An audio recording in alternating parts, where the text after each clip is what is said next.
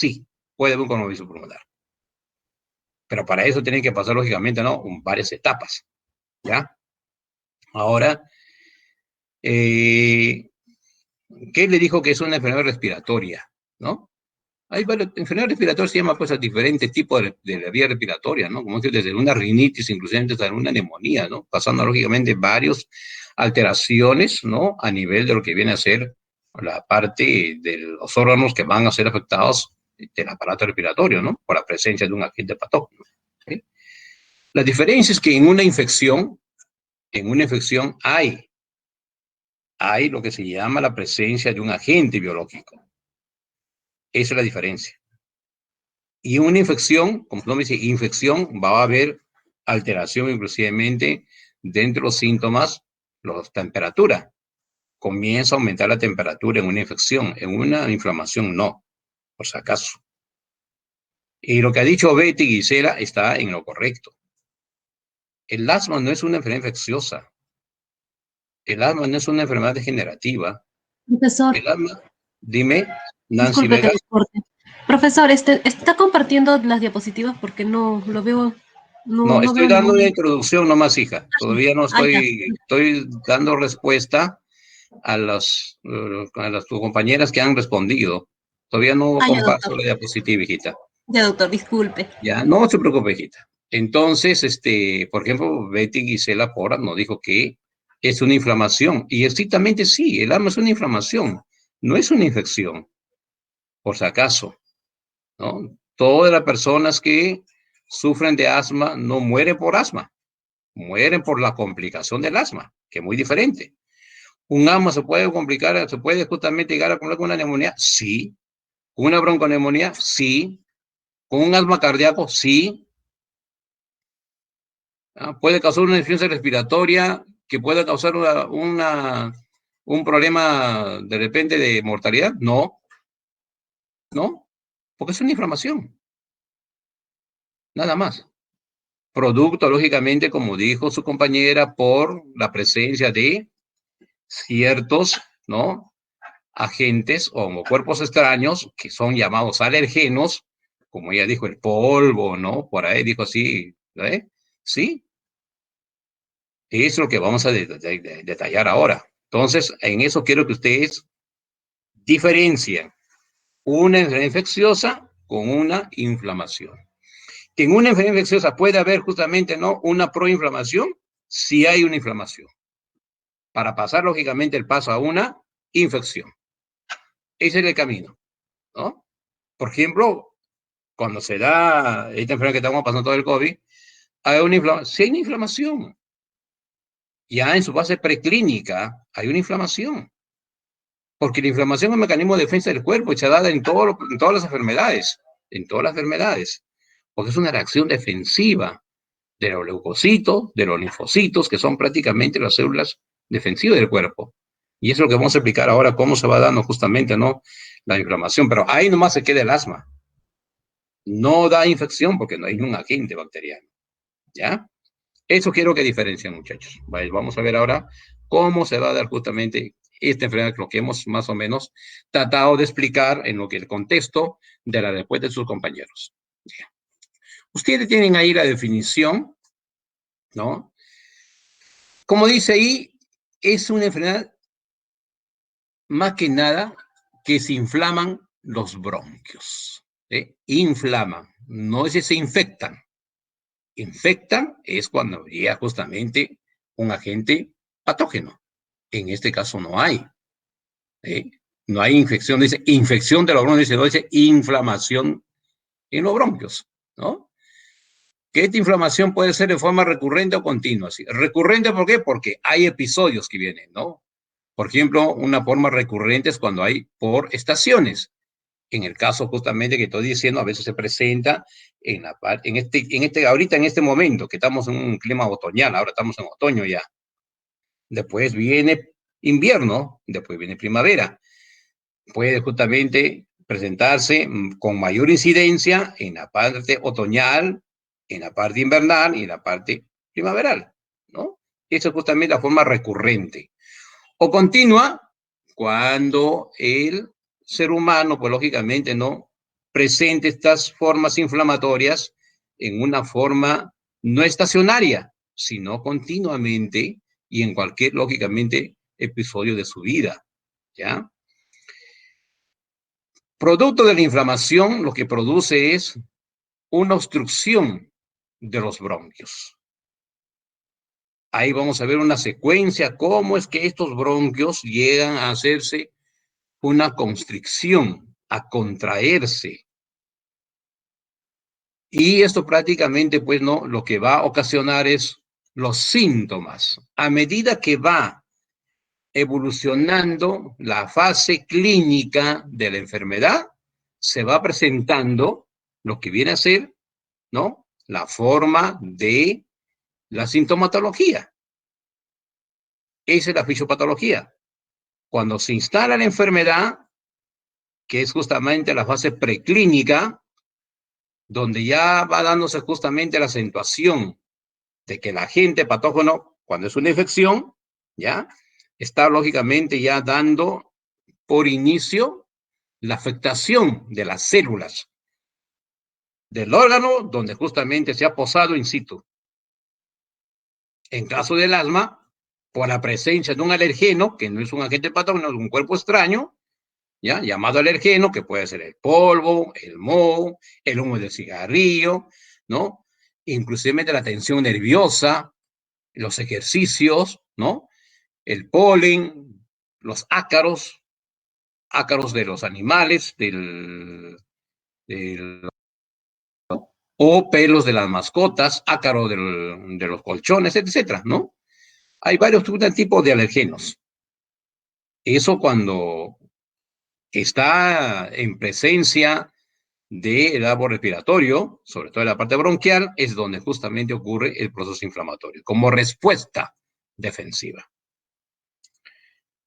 Este tipo de una constricción bronquial, ¿no?, conocido como espasmo bronquial, ¿no?, ocasiona síntomas, como estaba diciendo, cuando van a la fisiopatología se va dando la sintomatología. ¿Cuáles son los síntomas? La más característica justamente es, por la presencia de un cuerpo extraño, hay una presencia de tos. Y eso en fisiopatología hemos visto que justamente el mecanismo de la tos, ¿no? Cualquier presencia de un cuerpo extraño en la tos ocasiona esa reacción tusígena. Pero la tos no es prácticamente malo en el cuerpo. Es una reacción defensiva porque el árbol respiratorio, la presencia de un cuerpo extraño, ¿no?, sobre todo colocado, ubicado en aquellos centros tusígenos como son la faringe, conocido como garganta, como es justamente, ¿no?, en la parte de la tráquea, que se llama la carina traqueal, donde se bifurcan los bronquios, ¿no? O de repente en el bronquiolo, en el bronquio, presencia de un cuerpo extraño, y en la pleura. Ahí solamente son los centros tusígenos. Cuando hay presencia de un cuerpo extraño en esas zonas, inmediatamente se recurre al mecanismo fisiológico de respuesta del nervio vago al centro respiratorio para, lógicamente, ocasionar el reflejo de la tos. Y de esa manera ayudar a expulsar a la parte externa el cuerpo extraño que está afectando, lógicamente, ¿no?, esa reacción, ¿no?, tusígena. Por eso dice que hay tos sin producción de flema, hay una tos seca primeramente, ¿no? ¿Por qué? Porque estamos en un inicio recurrente recién de su proceso inflamatorio de esta enfermedad. Cuando ya se va acentuando más toda la inflamación, va a haber justamente ya un broncoespasmo. O sea, quiere decir que hay un engrosamiento de el tejido epitelial, las células epiteliales se hipertrofian. También va a haber un engrosamiento del tejido muscular de fibra lisa, donde las células de fibra lisa, prácticamente las células lisas comienzan, ¿no?, a hacerse una hiperplasia, ¿no?, un crecimiento exagerado. Eso aumenta, lógicamente, ¿no?, el tamaño del tejido liso, haciendo que se disminuya el espacio de la luz del bronquio. Paulatinamente a esto, también va a haber lo que se llama ya la intervención de las células, los calciformes, ¿no? Para que se produzca mayor moco. Pero todo esto, acontecimiento dado justamente por ciertos mediadores químicos.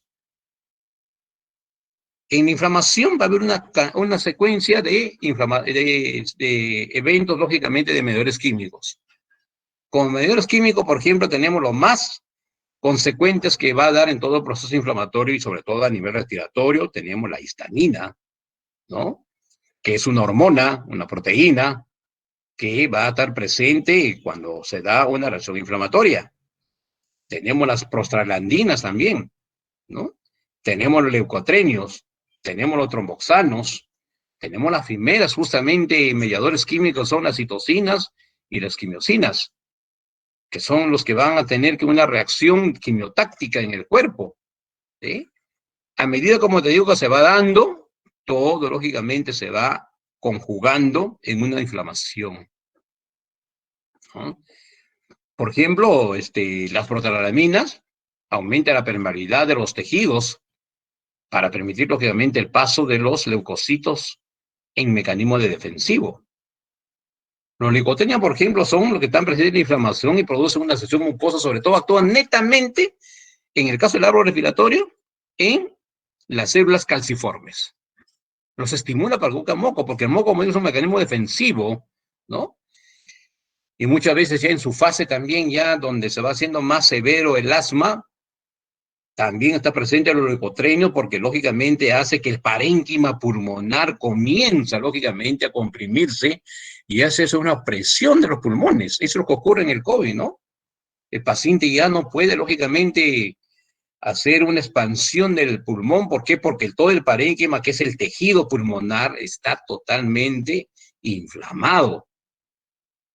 Y eso hace una presión de los pulmones. Incapacidad de poder ventilar, por eso que hay una disminución de la oxigenación de la ventilación pulmonar, a que nosotros le llamamos una disminución de la saturación del oxígeno, ¿sí? Entonces hay una serie de eventos que va ocurriendo en cada síntoma, solamente voy a dar unos cuantos, cuando ya vemos la fisiopatología vamos a explicar mejor ahí, ¿sí? Producto, lógicamente, de esa traducción inflamatoria, el paciente se vuelve disneico, ¿no? Y inclusivemente puede aparecer, ¿no? Una cianosis, ¿no? Cuando ya hay una obstrucción no obstrucción, sino un broncoespasmo, disminución de la luz del bronquio, aparece una disnea. La disnea viene a ser la dificultad respiratoria, donde el cuerpo está disminuido su presión de oxígeno a nivel del alveolo, ¿no? La presión del oxígeno a nivel del alveolo debe ser 60 milímetros de mercurio y el dióxido de carbono es de 40 mililitros de mercurio. Pero esa presión se disminuye porque no está ingresando buena cantidad de oxígeno por un broncoespasmo. Y la disnea es justamente la presencia de una dificultad respiratoria porque todos los órganos del cuerpo le van a pedir oxígeno a el pulmón. Todos los músculos funcionan a base de oxígeno. El cerebro, base de oxígeno. Corazón, músculo estriado cardíaco, late las 24 horas al día incansablemente y tiene lógicamente que tener su músculo estriado de oxígeno. Si no, ¿cómo elabora su ATP? Por eso que cuando hay una dificultad respiratoria, es, al menos depende, han tenido COVID, uno de ustedes, o han tenido un familiar, saturación. Caramba, está saturando 90, 93. Frecuencia cardíaca, ahí nomás que está, al costado. 120, 130, 140. ¿Qué está pasando? El corazón está lógicamente latiendo porque no hay oxígeno. Porque él es encargado de bombear sangre oxigenada a todas las partes, a las partes más periféricas del cuerpo humano. Por eso que aumenta la frecuencia cardíaca, ¿no? Y ahí eso, cuando ya el pulmón, el alveolo va comenzando a recuperar su forma habitual de hacer una hematosis también, ¿no?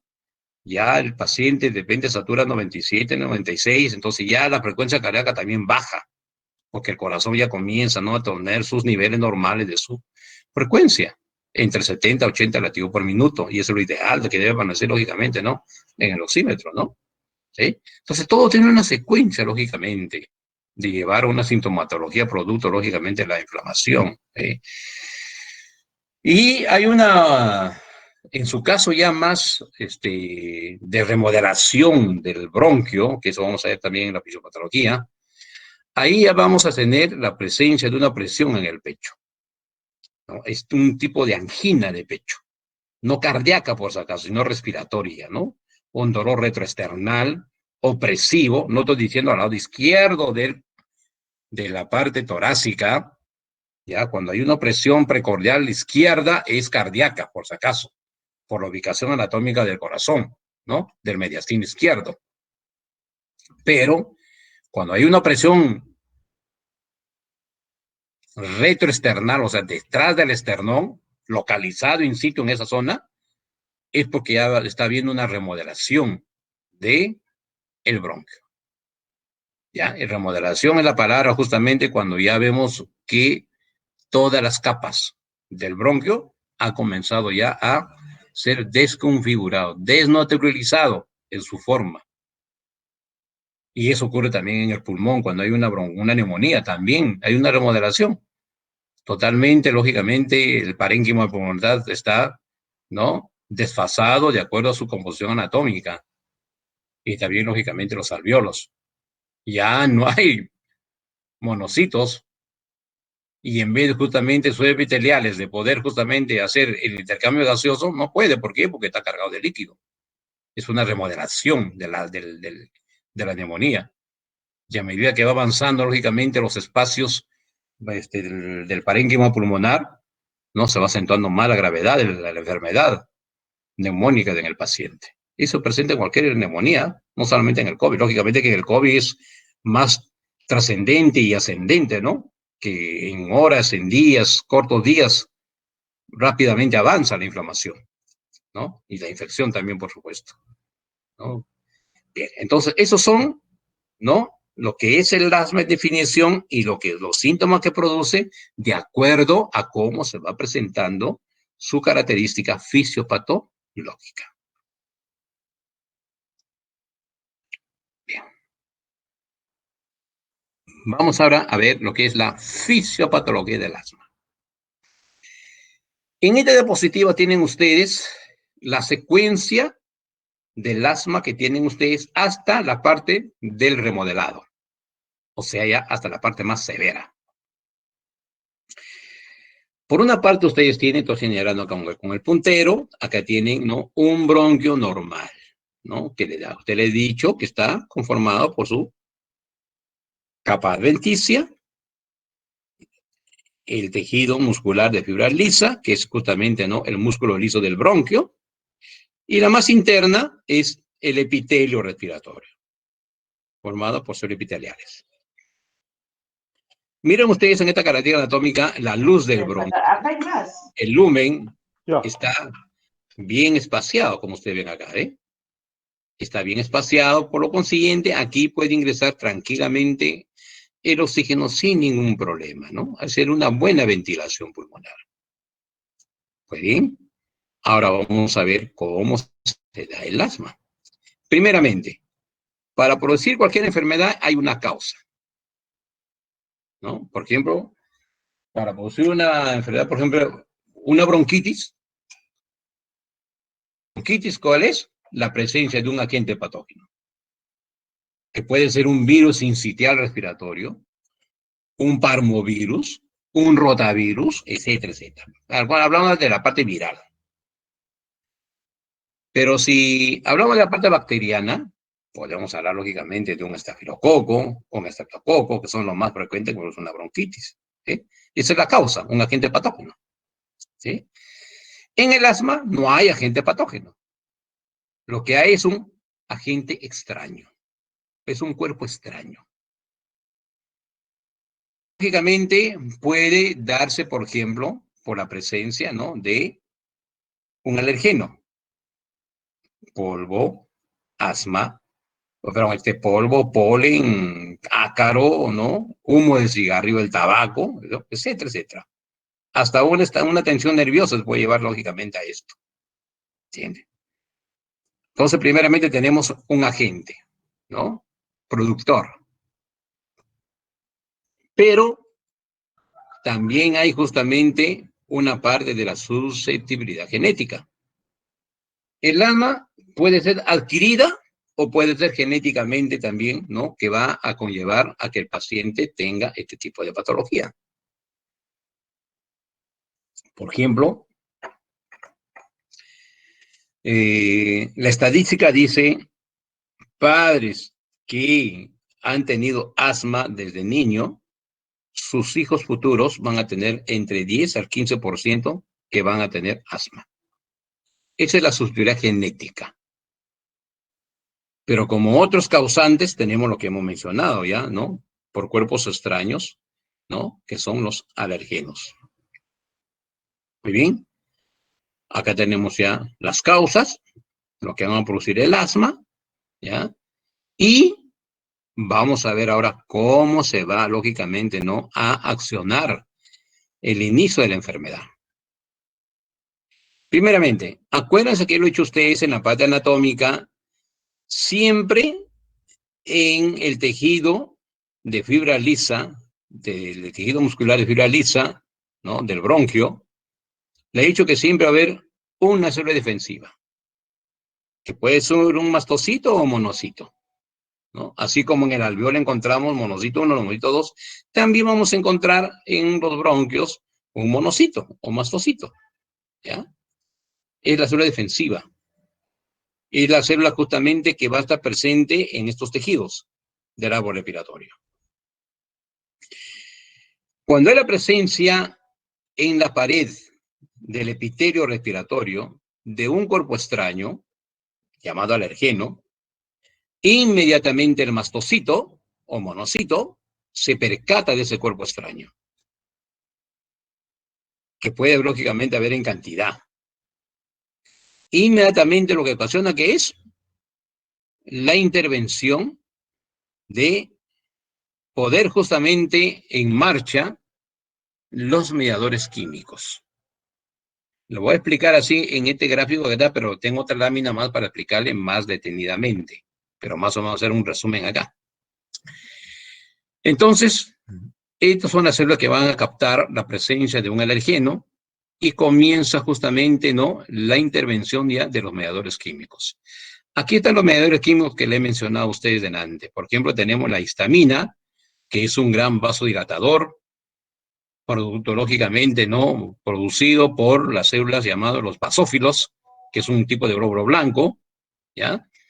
Tenemos los leucotrenios, producido por los leucocitos, o glóbulo blanco también, por ser un neutrófilo. Tenemos las prostaglandinas, ¿no? Estos justamente son también mediadores químicos, los cuales son los que aumentan la permeabilidad de los, permitiendo el paso de los leucocitos a la parte de la parte invasora del cuerpo extraño. También tenemos, ¿no?, lo que se llama los tromboxanos. Los tromboxanos son prácticamente aquellos mediadores químicos, proteínas, que van a activar la agregación plaquetaria. Esto generalmente está presente, ¿no?, cuando hay un problema de inflamación, ¿ya?, que va a recurrir, lógicamente, ¿no?, a la formación de trombos. Eso es lo que ocurre en el COVID, ¿no? El paciente con COVID muere por dos nada más, bien muere por una neumonía mal controlada o bien justamente por la invasión justamente de citocinas que estimula lógicamente a las prostaglandinas y a los leucotrenios para poder justamente llevar a cabo, ¿no?, una trombosis, ¿no? Ahí se agrega lo que viene a ser como es, los tromboxanos son agregaciones plaquetarias, ¿no? Estimula la fibrina, la red justamente de la proteína de la sangre. Ahí justamente se van a posar las plaquetas y glóbulos rojos, forman el trombo, y eso obstruye el paso, lógicamente, del oxígeno a nivel del vaso sanguíneo, ¿no? Por eso es muy importante pedir agua en sangre para controlar también a un paciente con COVID, cuando está justamente, ¿no?, con su saturación de repente menos de 90, ¿no?, de saturación de oxígeno. Ya porque el AGA no va a dar, el paciente puede estar saturando de repente no en 95, 96, pero el AGA está abajo. Sorpresa, ¿no? Sorpresa, si el paciente está en 95, 96 está bien su situación, pero el AGA, ahí es donde justamente hay la invasión de citocina, por lo consiguiente los tromboxanos comenzaron lógicamente no a infundir la presencia de un trombo. Y todo lo que viene a ser el trombo, hay una trasudación. El trasudado es un líquido inflamatorio que va a ir de frente al alveolo. Y el alveolo se carga lógicamente de líquido, ya no de oxígeno, sino de líquido. El pulmón se vuelve pesado, pues el paciente no puede estar ni sentado, puede estar bien, pues hay que pronar al paciente, ¿no? Son una secuencia, lógicamente, ¿no? En caso de COVID, no. En caso del asma no va a llevar, lógicamente, a eso, ¿no? ¿Ya? Entonces, va a haber esto, lógicamente, la presencia. Eso es lo que hace el mastocito. Pero, para que pueda ocurrir todo este evento, el mastocito, primeramente, el que activa, ¿ya? Es a las citoquinas y a las quimioquinas. A las citoquinas y a las quimioquinas. ¿Qué son estas? Las citoquinas es un tipo de proteína, ¿ya? Que son prácticamente, que produce un factor de necrosis tumoral, el TNF. El TNF es el que se activa en el sistema inmunológico y es el que envía señales al sistema inmunitario. Cuando hay con la presencia de un cuerpo extraño, inmediatamente el monocito activa las citoquinas y las quimiosinas con el TNF, que es justamente un factor de necrosis tumoral.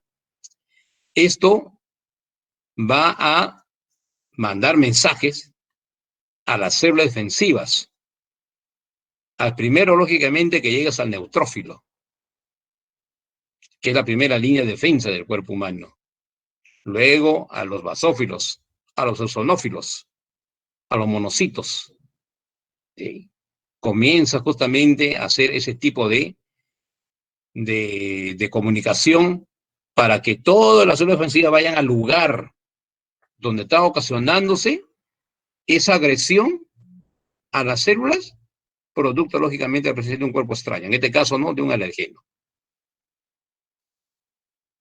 Cuando ya se activa esta acción quimiotáctica, ahí recién los neutrófilos son los que van a hacer el llamado, ¿no?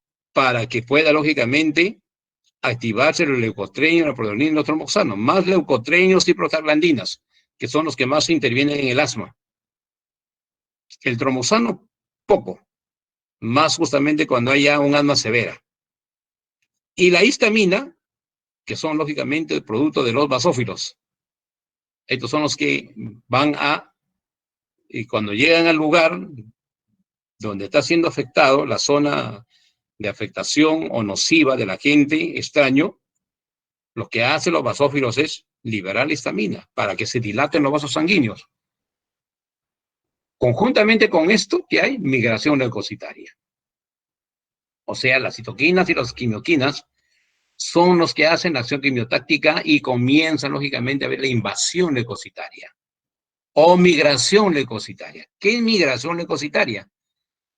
Todos los celos defensivos que le he mencionado, los neutrófilos, eosinófilos, basófilos, son prácticamente leucocitos que están por diferentes partes en el cuerpo. Están circularmente vigilando. E inmediatamente estos son los que comunican y comienzan todos a migrar al sitio de la afectación. Ahí comienza todo el enlace de lo que viene siendo a la parte de su mecanismo defensivo. Cuando hay justamente la presencia de histamina, solamente histamina va lógicamente a producirse un broncoespasmo precoz, rápidamente. ¿Qué es el histamina? Como antes le he dicho, es, ¿no? Un vasodilatador. Ese vasodilatador lo que hace es hacer que los vasos sanguíneos se dilaten, o sea, se engrosen, aumente de calibre. Y esta histamina, cuando ya los neutrófilos justamente llegan, secretan los leucotrienos. Y los leucotrienos son los que van a intervenir en el proceso inflamatorio, inflamando aún más todavía ¿no? Al tejido llamado músculo de fibra lisa. Y lo que hace justamente ¿cómo se llama? Las citoquinas es invadir más presencia de leucocitos. Todo esto se posa en el músculo liso. Y miren ustedes ahí, la inflamación ya comenzó. La luz que debería ser de este tamaño comenzó a reducirse el tamaño. Aquí hay un espasmo precoz. O sea, el asma es rápidamente así. Actúa rápidamente. No espera una incubación como una bacteria. Es precoz, rápido. Porque es una inflamación producto como mecanismo defensivo. Cuando ya los leucotreños, las proteínas comenzaron, lógicamente, ya a llegar a instalarse y ya los neutrófilos están presentes como primera línea defensiva, va a comenzar ya un broncoespasmo tardío. Pero acá vemos ya la presencia de mediadores químicos y de células sanguíneas defensivas. Aquí estamos acentuando a una inflamación aguda, que podemos revertir esta fase. Sí se puede revertir, ya utilizando lógicamente, ¿no? Todos los medicamentos que utilizamos para el asma netamente es corticoides, ¿no? Son antihistamínicos, como tenemos acá, para disminuir la histamina, evitar lógicamente que siga, ¿no? Proliferando más la vasodilatación y lógicamente, ¿no? Llegando más células defensivas. Y conjuntamente con eso también, ¿no? Vamos a hacer que el corticoide disminuya la acción de las prostaglandinas y los leucotrienos, que son los que van a engrosar más aún todavía la capa y sobre todo van a comenzar a formar inflamación catarral. ¿Qué es inflamación catarral? Que va a haber presencia de moco.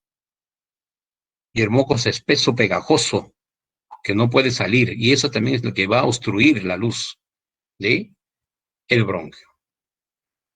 Entonces acá tenemos los elementos, los que van a intervenir en el proceso de la inflamación aguda, tanto en el broncoespasmo precoz y en el broncoespasmo tardío.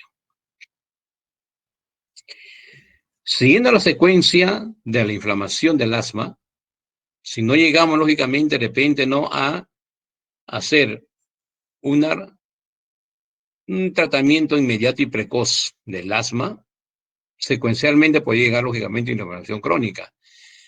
La inflamación crónica es cuando el paciente ha tenido episodios no así controlados su proceso asmático, ¿no? Inclusivemente ya puede ser debido también a una infección. Por ejemplo, el paciente puede tener una gripe, ¡pam!, se complica con el asma. ¿No? Puede tener una faringitis o una amigdalitis, se complica con el asma. Ahí estamos recurriendo a una inflamación crónica. En una inflamación crónica va a haber la misma cantidad de la citoquinas, es el mismo evento, ¿no? Pero con la presencia, lógicamente, ya de mayor cantidad de células defensivas. Estos son los que van a tener el arraigo de producir más, o sea, llamar más prostaglandinas, más leucotreños, ¿no? Y la citocina comienza a aumentar más como señal, lógicamente, defensiva. Aquí el papel más trascendental es de las prostaglandinas, porque son los que van a aumentar la permeabilidad, ya no del vaso sanguíneo, del tejido, del músculo liso, aumenta la permeabilidad, porque por esa permeabilidad puedan pasar por diapéresis los leucocitos. ¿Cuáles son los leucocitos?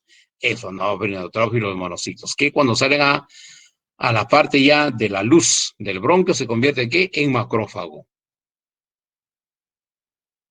Y los leucotreños van a actuar directamente en las células calciformes, produciendo una agregación inflamatoria y aumenta la secreción mucosa. Hasta ahí los leucotreños, ¿no?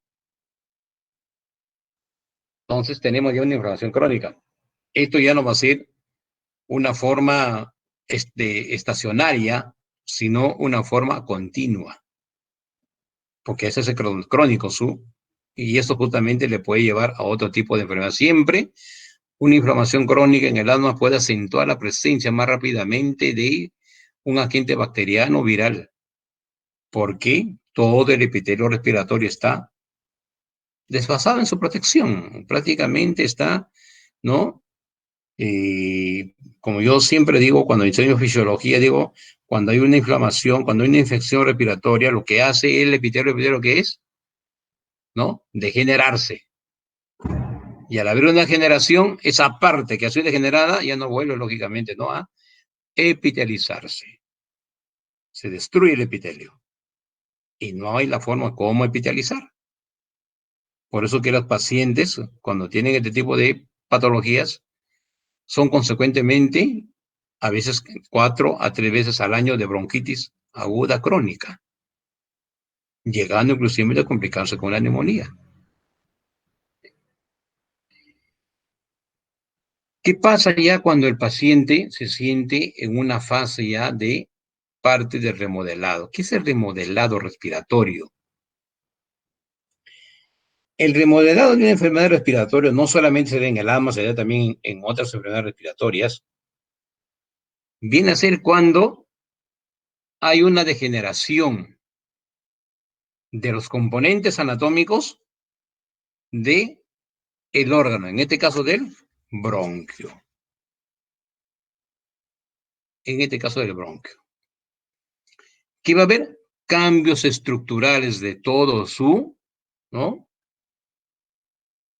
Forma anatómica, cómo se presenta. ¿Qué hemos dicho que cómo está anatómicamente constituido el bronquio? Primeramente, tenemos la capa adventicia, luego la capa de músculo lisa, ¿no? Que hace la contracción y dilatación de este órgano, y tenemos en la parte interna el epitelio respiratorio.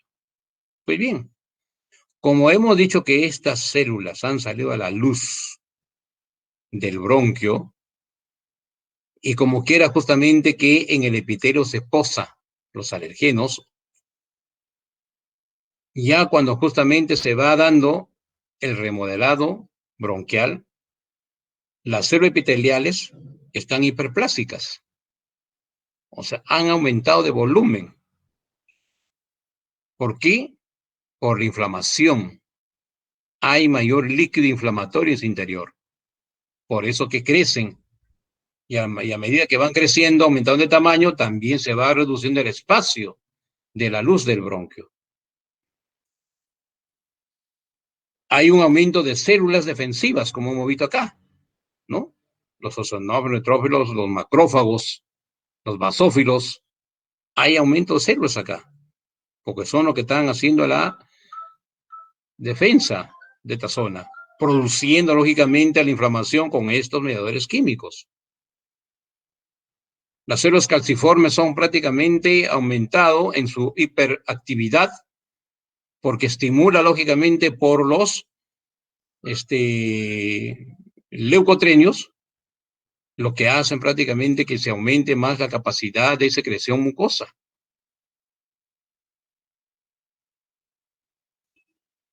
Hay una fibra, o sea, entre la capa del epitelio y la fibra de muscular lisa, la capa de muscular lisa, ahí lógicamente toda esa parte se va a fibrosar, se vuelve más dura, más densa. Y lógicamente, pues por último, ocasionando una hiperplasia e hipertrofia del músculo liso del bronquio. O sea, hiperplasia, crece las células de fibras lisas y también se hipertrofia todo el músculo, o sea, el músculo en sí, producto del crecimiento de sus células lisas, comienza lógicamente, ¿no?, a aumentar de tamaño. A eso se le llama hipertrofia de los músculos, ¿no?, de fibra lisa del bronquio. Ya prácticamente ocasionado todo esto, cambios estructurales, hay aumento del calibre vascular y hay un aumento del depósito de colágeno. Todo esto lo que hace es obstruir aún más todavía. Ahí es donde viene ya la acción, ¿no?, de los leucotrienos. Estimulan al parénquima pulmonar, haciendo una opresión de los pulmones, producto, ¿no?, del remodelado bronquial del asma. ¿Y eso qué ocasiona? Una disminución de la capacidad pulmonar. O sea, ya no puede distenderse mucho el pulmón, ¿no? Paciente puede, lógicamente, de repente ahí dar de repente una complicación si es un paciente cardiópata y si es asmático, se va a dar el asma cardíaco. El paciente muere por un paro cardíaco. En ese evento, en esa clase, ¿no? Que puede dar inicio a una neumonía, puede dar inicio a una neumonía. Porque ya se encuentra totalmente debilitado el bronquio, como manera, lógicamente, de poder, ¿no?, defender también en todo su recorrido del oxígeno que puede llegar, lógicamente, ¿no?, a los alveolos. ¿Sí? Entonces, la matriz extracelular comienza, lógicamente, ¿no?, a hacer un cambio estructural producto de la inflamación. Eso es la parte ya, ¿no?, ya final de un asma. Cuando ya, lógicamente, llega una crisis donde el paciente ya su disnea, su insuficiencia respiratoria se hace ya más cianótica, inclusive. Ahí está presente el primo hermano de la disnea, que es la cianosis. Ahí ya que necesita el paciente, lógicamente, una terapéutica netamente, ¿no?, bombardear en bolo, corticoides, más oxígeno terapia. Para evitar, lógicamente, complicaciones más severas. Eso es lo que justamente ocurre, ¿no?, en una fisiopatología del asma. Pues bien, vamos a explicar ahora, como dice, ¿no? Si has entendido así, ahora o te explico con manzanitas. Si no han entendido así ese gráfico, te voy a explicar con manzanitas. Y las manzanitas están acá. Así me van a entender, lógicamente, mejor todavía, ¿no? Tenemos en el evento fisiopatológico del asma, tenemos la fase temprana y la fase tardía.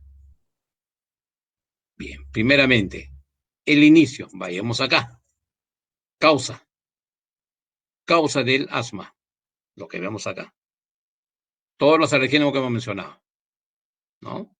Polen, polvo, ácaro, ¿no? Pelo de mascota, ¿no? Ejercicio, tensión nerviosa, etcétera. Oye, el alergeno, que es un cuerpo extraño, y vemos aquí en la imagen, ahí están los alergenos, ¿ve? Puede ser un polen de repente, un polvo, pelusa, lo que sea. Primeramente, cuando ingresa, hay una invasión de alergeno con el aire que nosotros estamos inspirando por el aparato respiratorio. Cuando ya ese aire inspirado con alergeno llega al bronquio, lo primero que hace el alergeno es unirse a un IgE, o sea, a una hemoglobina E. Todos los agentes patógenos, cuando ingresan al cuerpo, estamos hablando de agentes patógenos, no de un cuerpo extraño, de un agente patógeno, lo primero que busca es una célula. Porque las células en su parte externa, en su membrana celular, tienen, y eso lo hemos estudiado en fisiología, cuando hemos estudiado el medio de, ¿cómo se llama?, de transporte, ¿no? Potencial de acción y potencial de membrana. Hemos estudiado ahí que la membrana celular, que es una bicapa lipídica, y en su parte superficial tiene una capa proteínica. Y hemos visto ahí justamente, ¿no?, una de las proteínas que comprende esa capa proteínica es la glicoproteína o la glucoproteína. Acuérdense cuando eso hemos estudiado, ¿no? ¿Y qué es esa o glicoproteína? En diferentes células actúa como un antígeno. ¿Y qué es un antígeno? Un receptor. Un receptor de varias sustancias. Por ejemplo, cuando el cuerpo, sobre todo en células de la diana, hablemos de células de la diana, aquellas células que están formando el tejido de las glándulas endocrinas.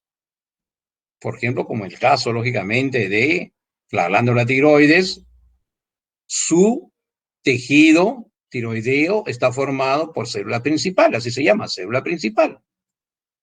Y la célula principal que tiene en su parte externa tiene un receptor, una glicoproteína receptor de hormona, que recepciona el TSH, que es lógicamente elaborado y excretado por la adenopófisis, que vía sanguínea llega, ¿no?, hacia la tiroides, y esa hormona, el TSH, la tiroidea, es justamente captado por la glucoproteína de la célula principal para que ingresando a la parte interna junto con el yodo pueda formar la tiroiodidona y la tiroxina, T3 y T4. Ahí está. Entonces, toda célula del cuerpo humano tiene, lógicamente, un receptor. En este caso, que estamos hablando del alergeno, el receptor de ese alergeno lo tiene el monocito. Y acuérdense acá, aquí está el monocito o mastocito, ahí está. Este es el que él tiene su célula en su parte externa de su membrana celular, tiene receptor. Ahí está su membrana, ahí está su glucoproteína y acá está como una I, es el receptor. ¿Cómo es el receptor de este monocito? Es la inmunoglobulina E. Es el prácticamente, ¿no?, a dónde se va a unir el alergeno. La inmunoglobulina E es un receptor, es un anticuerpo que solamente está presente en las reacciones alérgicas. Por ejemplo, en el caso del COVID, en el mastocito, ahí tenemos la IgM y la IgG, que son prácticamente proteínas, ¿no?, que están presentes como receptores. La proteína llamada IgM se une con la proteína ARN de el COVID, que es un buen receptor, que es el que lo ayuda a penetrar a la parte interna celular y poderse producir su replicación. Por eso es que cuando se hace la prueba del antígeno, sale lógicamente, ¿no?, la proteína de el COVID. No el anticuerpo del ser humano, como es la prueba rápida que no servía para nada. Lo que detecta en un antígeno es la proteína del COVID, o sea, ya el virus posado en la célula monocítica o mastocítica, ¿no? Ya por eso da toda la secuencia de la evolución de la enfermedad. Entonces, aquí el IgG, la hemoglobina G, recepciona al alergeno y esto, lógicamente, es pasado a la parte interna.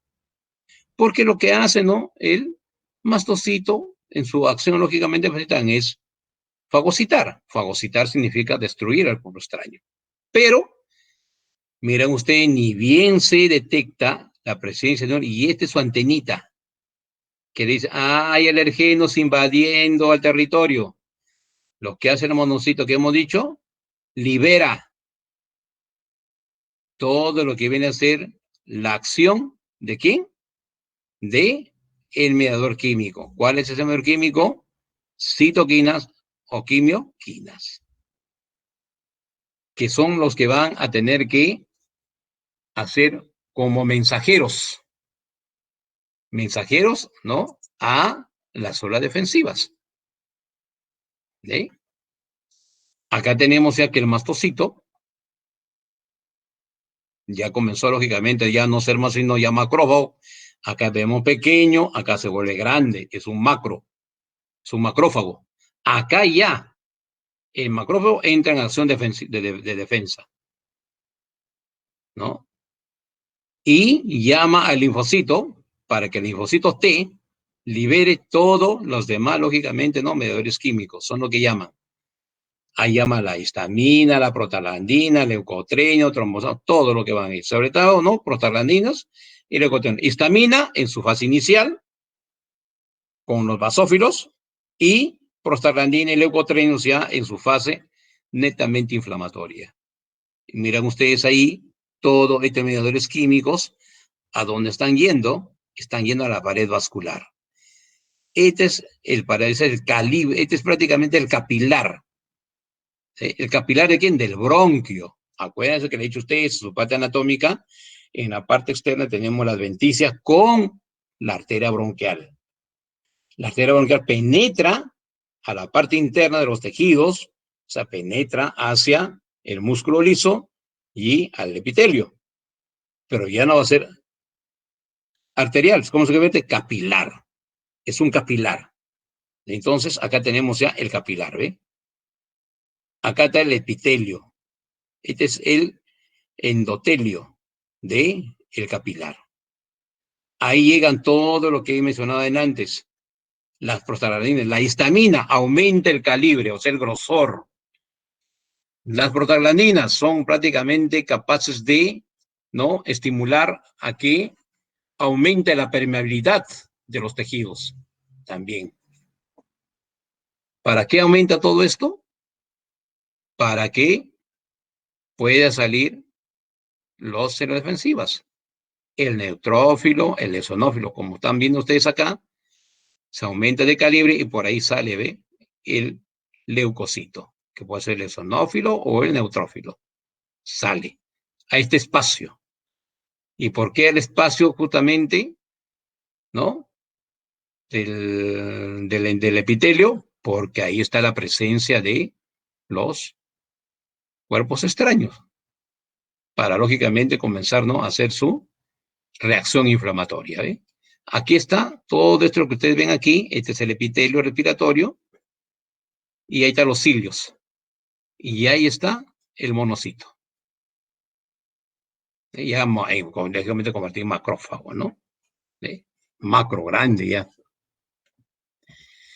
Y así se desencadena todo, lógicamente, la fase de la inflamación ya. Y acá en la siguiente imagen vemos los capilares dilatados y comienzan lógicamente a salir las células defensivas, ¿eh?, convirtiéndose en células inflamatorias.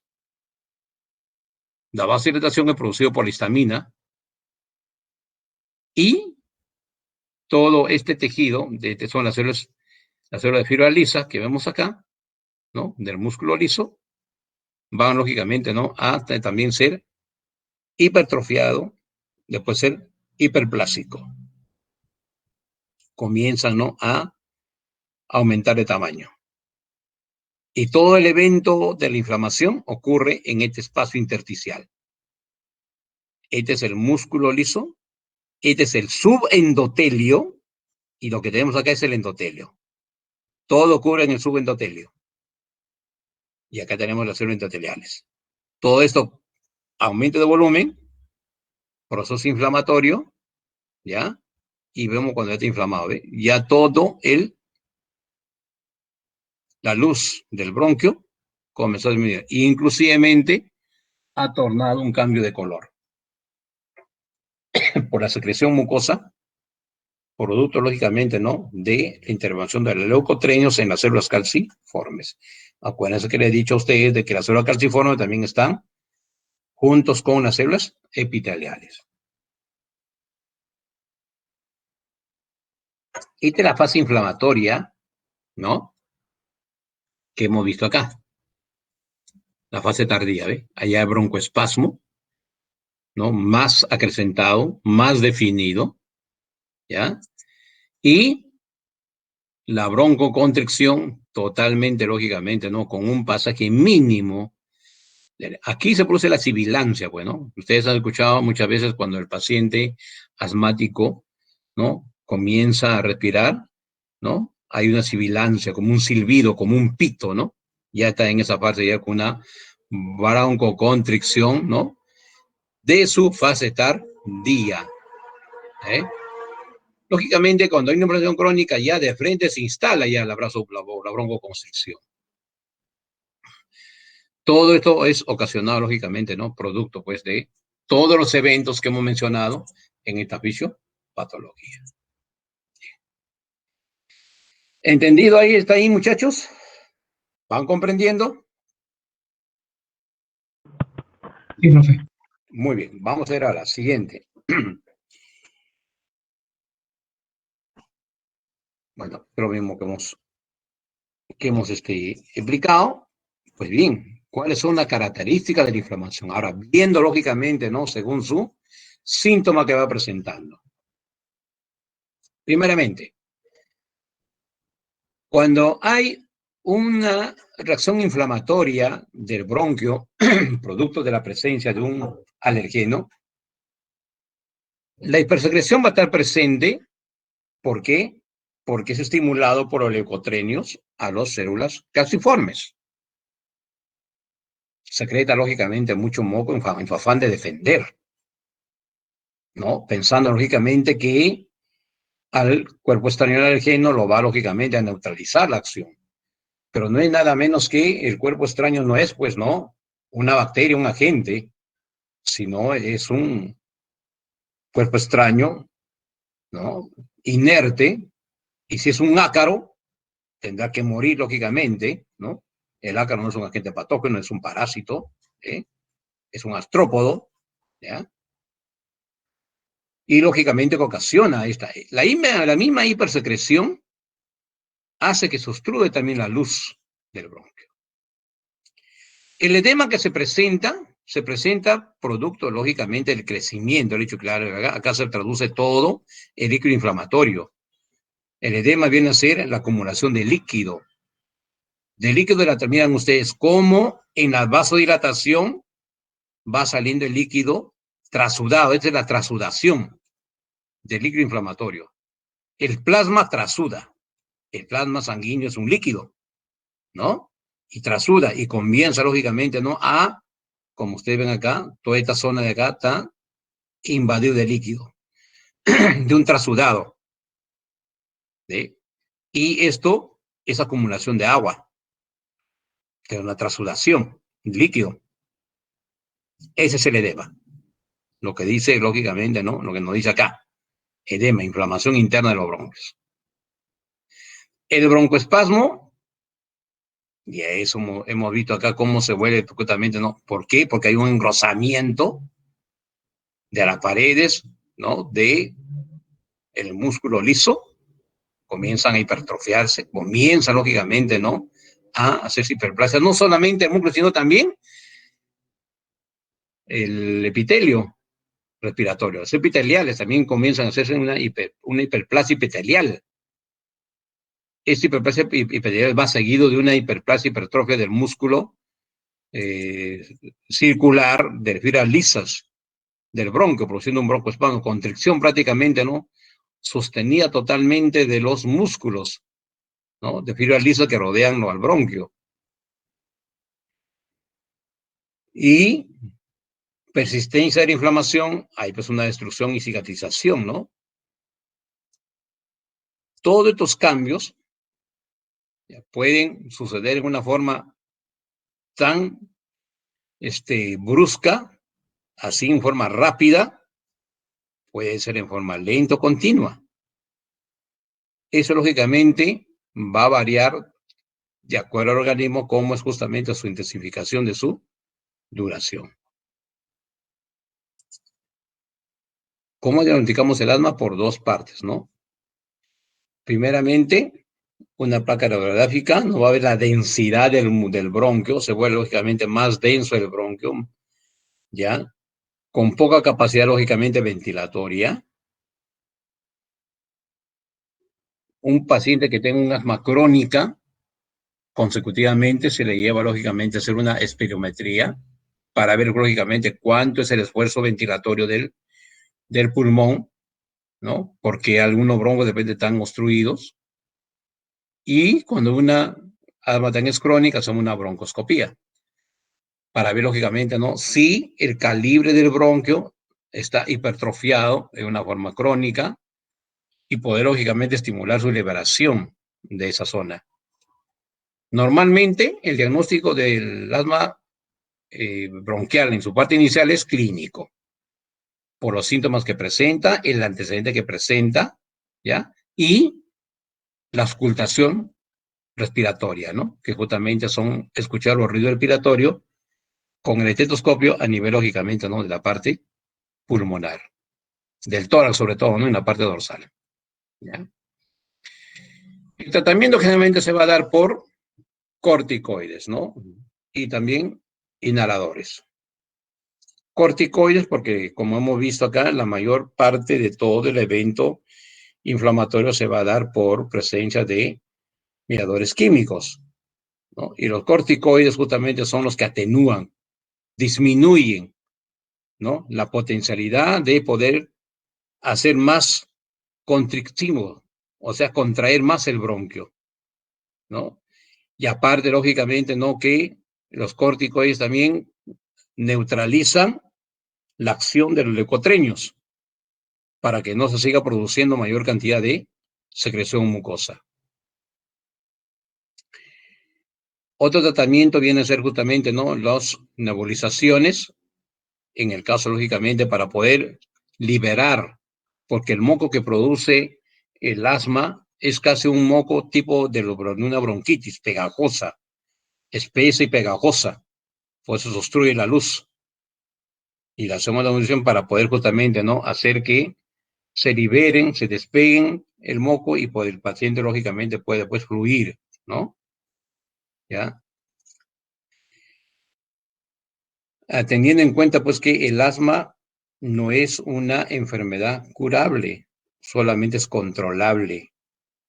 Pero si se controla lógicamente, ¿no? El asma, el paciente lógicamente puede llevar, ¿no? Una vida totalmente normal, con una buena calidad de vida. Se le recomienda lógicamente como medida preventiva para evitar las complicaciones más severas, llegar de repente a un asma aguda o crónica, se le recomienda los cambios de clima al paciente, ¿no? Y hay pacientes que durante, lógicamente, su parte de crecimiento van justamente repotencializando, ¿no?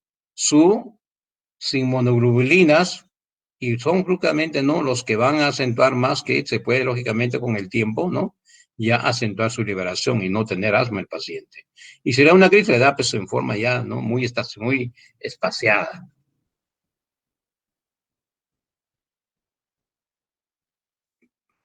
Para aliviar el asma, tenemos lógicamente, ¿no? Dos tipos de tratamiento. Un tratamiento de rápido alivio, que son lógicamente los que están con crisis, mucha sibilancia, una frecuencia respiratoria marcada que de repente llega hasta 140, 150 latidos por minuto por lógicamente la insuficiencia respiratoria, ¿ya?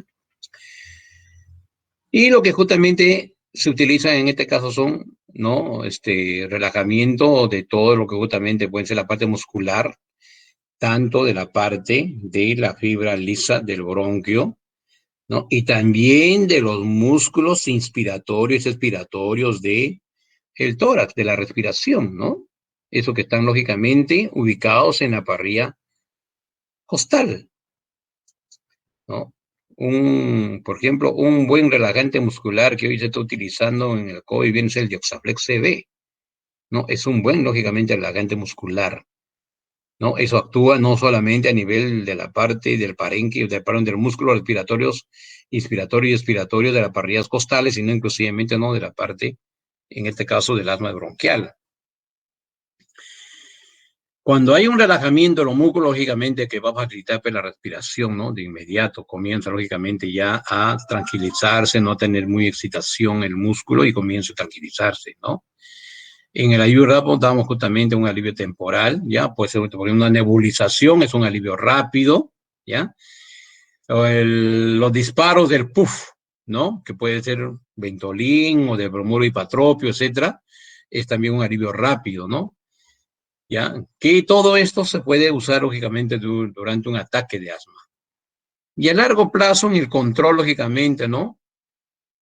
se va a tratar lógicamente pues el problema principal, ¿no? O sea, ¿quién es el que está ocasionando? Hoy en día ya existe inclusivemente, ¿no? El estudio de los alergenos. Hay vacunas ya inclusivemente, ¿no?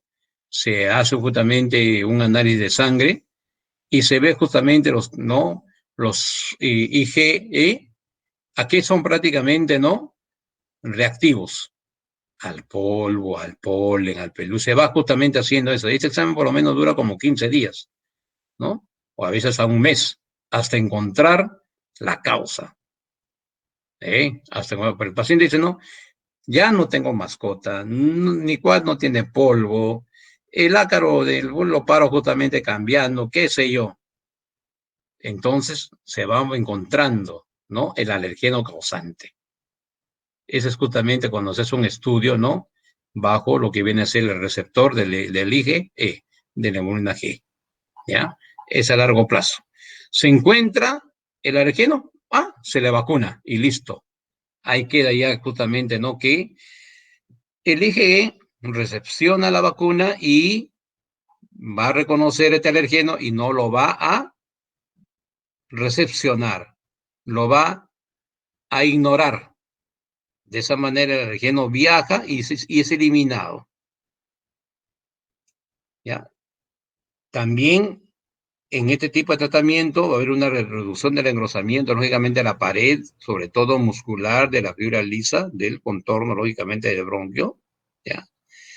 La producción, lógicamente, de mocos y las constricciones de los músculos. Esto es justamente un tratamiento que se va al paciente, ¿no? Estacionariamente con sus inhaladores, hasta encontrar poco a poco, ¿no? Que va liberando.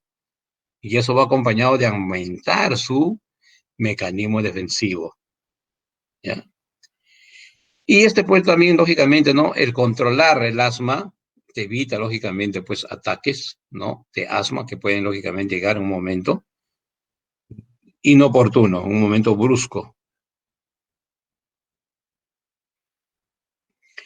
Dentro del tratamiento farmacológico vamos a tener todo lo que justamente es para controlar el asma a largo plazo, pero también, lógicamente, ¿no? Son los que van a emplearse más para poder justamente ver el proceso de su evolución de su enfermedad. Ahí tenemos todos los corticoides inhalados, ¿no? Los antiinflamatorios, ¿no? Tenemos ahí unos ejemplos que he puesto acá, ¿no? La fluclometasona, beclometasona, ¿ya? Son prácticamente ciertos medicamentos que van a ayudar en el largo plazo. Y los modificadores de leucotrienos, aquellos lógicamente medidores químicos que son los que van a aumentar la hipersecreción de las células calciformes de moco, el que yo mucho utilizo es el Montelukast. El Montelukast justamente no es un medicamento de alivio, ¿no? Que en 15 días ya se regula rápidamente, ¿no? Su forma de presentación del caso. Ya no va a presentar con una hipersecreción, se presenta lógicamente ya con una secreción más baja, entonces disminuye también que se obstruye la luz del bronquio, ¿no? Y de alivio rápido, pues, tenemos todos los broncodilatadores, ¿no? Sobre todo aquellos, lógicamente, que son inhalatorios de alivio rápido, ¿no? El más conocido, lógicamente, es el Ventolin, ¿no? Y el famoso Atroven, ¿no? Que es justamente del bromuro de hipatropio, ¿no? El salbutamol, lógicamente, es un broncoespasmódico, ¿no? Que también contribuye en la liberación de mucosas, mientras que el bromuro de otro es que va a desinflamar. Se puede hacer una buena combinación ahí, ¿ya? Yo no soy buen amante de poder justamente utilizar la prednisona, no me gusta utilizar mucha prednisona, ni prednisolona tampoco, ¿no? No me gusta, por los efectos lógicamente colaterales que hace, pues, ¿no? A nivel renal, a nivel de intersticio, ¿no? Pulmonar, a nivel cerebral, ¿no? A nivel hepático. Tiene lógicamente su vuelta, ¿no? No utilizo mucho la prednisona, ¿no? Eso fue un error, que inicialmente utilizaban la prednisona para el COVID, pero era peor, bueno. Hacía justamente que la enfermedad, ¿qué es lo que hace pues, el corticoide llamado prednisona, ¿no? Es justamente que actúa como una secuencia defensiva y lo que hace, pues, no es empeorar la enfermedad. En el caso del COVID, ¿no? Utilizaban esto, pero nos daban cuenta, pues, que retardaba o a veces justamente no hacía efecto el medicamento del antibiótico, lo inhibía, o sea, lo neutralizaba. ¿Por qué? Porque también es un antiinflamatorio de potente, ¿no? Entonces lo inhibía, por eso que el efecto no mejoraba, a veces justamente, ¿no? Ya llegaba lógicamente al extremo, ¿no? Pues yo no utilizo mucho la prednisona, ¿no? Realmente prednisona puede utilizar pues, por enfermedades inmunes, ¿no? Inmunes, ya inmunológicas, ¿no? Tipo lupus de repente, ¿no? Ahí, pero no, pues, no me gusta utilizar mucho en este tipo de enfermedades, ¿ya? Y en el caso, lógicamente, pues cuando llega a un extremo rápido, ya demasiadamente está la crisis del paciente, ya casi cianótico, pues su hidrocortisona, ¿no? Que es la que va justamente a tratar rápidamente. Y hay yo utilizo también pacientes que tienen, por la misma secuencia de repente, ¿no? Que el paciente, su mismo estado, ya su estado genético, es que por más que se le está dando los corticoides de control, etcétera, y no le está haciendo efecto, ¿no? Su betametasona de 4 miligramos, ya, con su Dexa y su, ¿cómo se llama? El Voltaren, conocido lógicamente, ¿no? Como diclofenaco, la libre lógicamente por 4 meses por lo menos, tranquilo, no le pasa, ya no hay inflamación. Bueno, los factores desencadenantes del asma tenemos varios, como hemos mencionado ya, ¿no?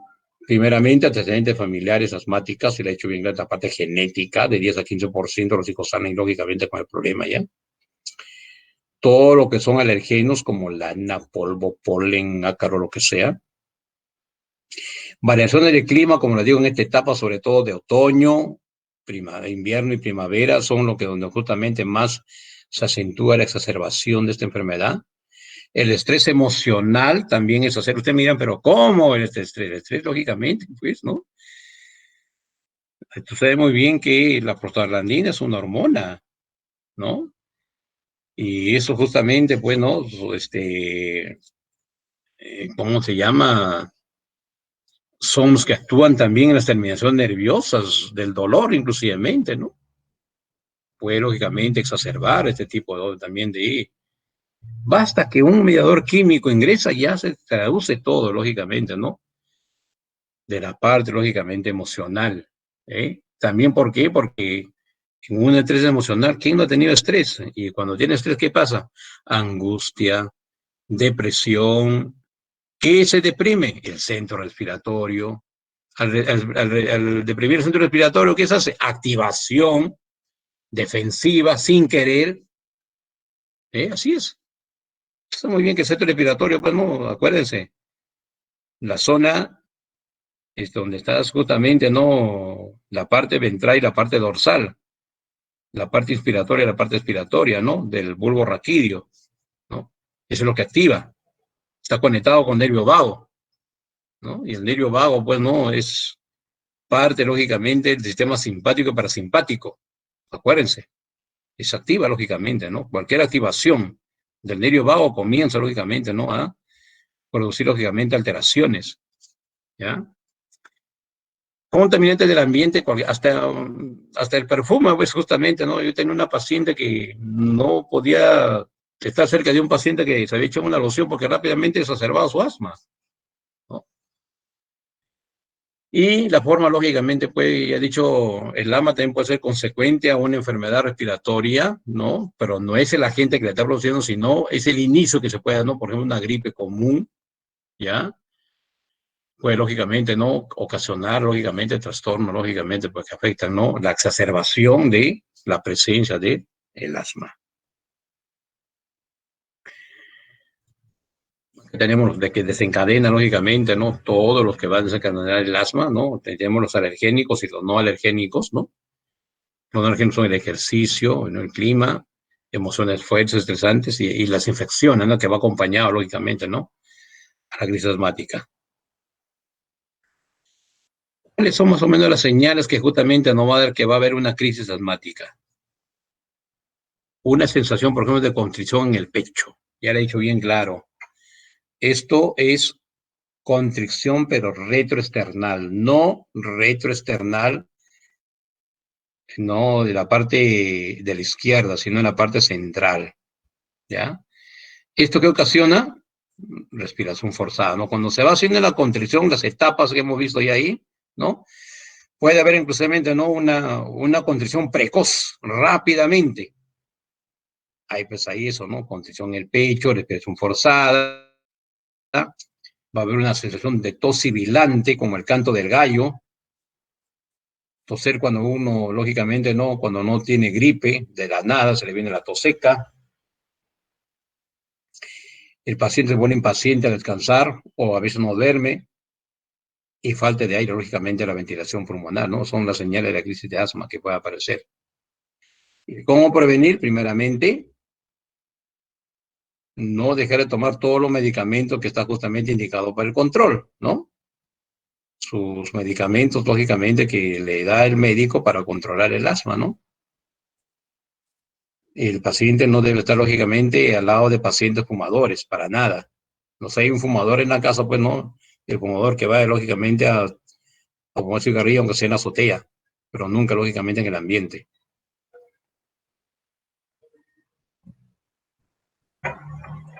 Consumir, lógicamente, bastante frutas y verduras. Los alergenos, inclusive, están en los alimentos saborizantes, ¿ah? Chocolate, embutidos, mantequilla, la leche cremada, etcétera, etcétera. Todo lo que es saborizante, conservas, gaseosas, todo también son crisis de asma.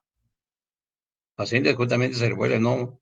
Ya más consumidores de frutas, no jugos, más lógicamente, ¿no? Picadas en trozos, todo tipo de verduras, ¿no? Cocidas o frescas, ¿ya? Y lógicamente, pues, ¿no? Asistir con realidad a su control, ¿no? Para poder, lógicamente, controlar el asma. ¿Ya? ¿Qué hacer frente a una crisis de asma?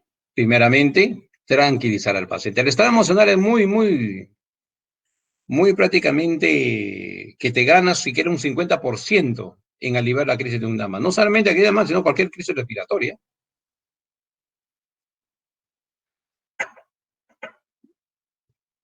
Al paciente, lógicamente, hay que hacer una opción, ¿no? Como semisentado, ¿ya? Se llama posición de Flower, ya semisentado. Y el paciente debe, lógicamente, en su botiquín tener siempre sus corticoides, de que justamente le indicó el neumólogo o el médico del tratante. Si se agrava la crisis, lógicamente, poder llevar al centro de salud más cercano para poder hacer una nebulización, ¿no? Si en caso se agrava más en el proceso de la nebulización no de resultado, ¿no? Se le pone su hidrocortisona, ¿ya? Y si en caso no hay resultado de eso, lógicamente, pues una oxinoterapia, ¿no? Un medio casero, lógicamente, de poder humidificar el árbol respiratorio, lógicamente, es inhalar el vapor, ¿no? Para, lógicamente, no hacer que el bronquio un poquito, lógicamente, se despeje y libera el moco, ¿no? Una forma de hacer los inhaladores de vapor son justamente para poder liberar, ¿no? La secreción mucosa, ¿ya? Y el paciente, por característica de esa disnea que hace, porque la frecuencia respiratoria aumenta, ¿no? Más allá del valor normal, inclusive llegando a tener 50 revoluciones por minuto, de todas maneras se va a deshidratar. Más la secreción de moco se va produciendo, se va a una deshidratación. Hay que recordar que nosotros perdemos líquido por la respiración de 350 centímetros cúbicos al día por una respiración normal, ¿ah? Imagínate, pues, una respiración acelerada, rápida, disneica, pues no va a perder 350 centímetros cúbicos, pero de repente es el doble o el triple, ¿no? Casi 1 litro de líquido perdiendo por la crisis respiratoria. Entonces hay que hidratar al paciente necesariamente, ¿no?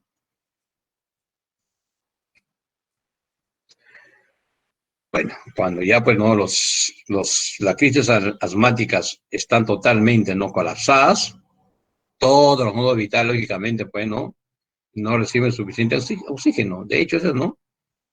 En este caso, lógicamente, no. La crisis asmática puede provocar la muerte. algunas recomendaciones que justamente le damos acá: mantener alejado de aquello que provoca los ataques de asma, todo alergeno, todo debe estar libre el paciente asmático de cualquier cuerpo extraño alergénico en su domicilio. Tomar a la hora, lógicamente, los medicamentos del caso que le indica, ¿ya?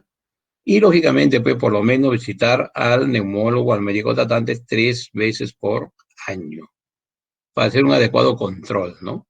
Y no tenga, lógicamente, pues, molestias para esa respiración. Y finalizando, acá tengo con ustedes, ¿ya? Me van a hacer ustedes esta investigación, ¿ya? Esto es un trabajo de forma personal.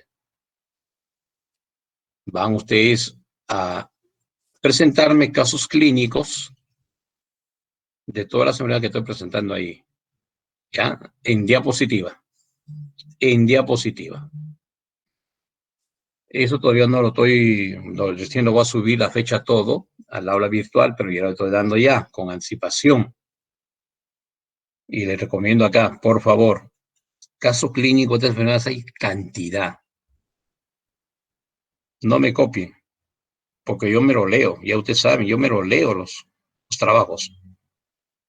Yo me lo leo, fallas ortográficas, modo de construir la diapositiva, todo, sabe muy bien. Ese es el trabajo de investigación que les voy a dejar a ustedes. Personal.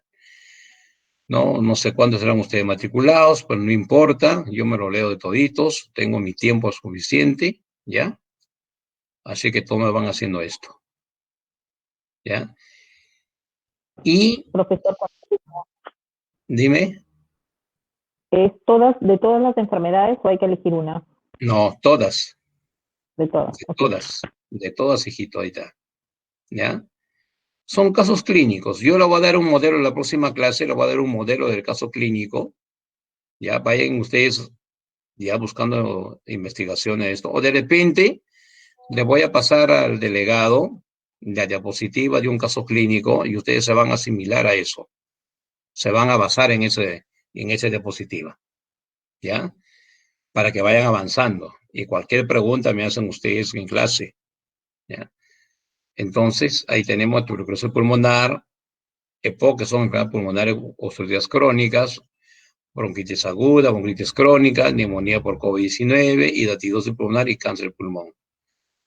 ¿Qué va a tener el contenido en la investigación por que ustedes van a hacerlo? Definición, fisiopatología, cuadro clínico, diagnóstico y tratamiento. Nada más, esos puntos van a ir ahí, ¿ya? Pero más me voy a enfocar en la fisiopatología, porque el curso de eso se trata. ¿Ya?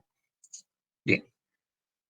Bueno, hasta ahí la clase de hoy. No sé si tienen ustedes alguna pregunta que tienen que realizar sobre el tema que hemos estudiado hoy día, hemos explicado. Esto ya no responderle a ustedes, muchachos, jóvenes, señoritas. Profesor, una consulta. El Sí. tema de asma, cuando una persona ya